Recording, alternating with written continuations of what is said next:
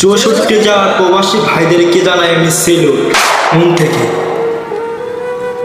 টিকটকে দেখতেছি এক জেলায় আরেক জেলাকে গালাগালি করতেছে।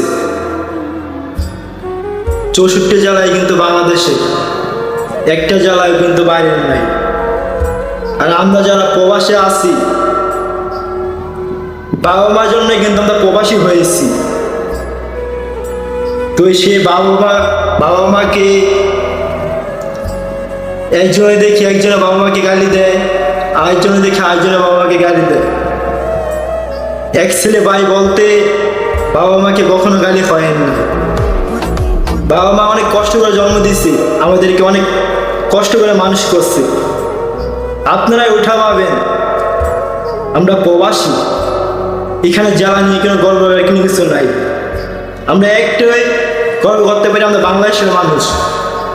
অন্য দেশ যদি আমাকে কোনো কিছু বলে, আমরা সবাই মারতে পারি আর মারবো সবাই।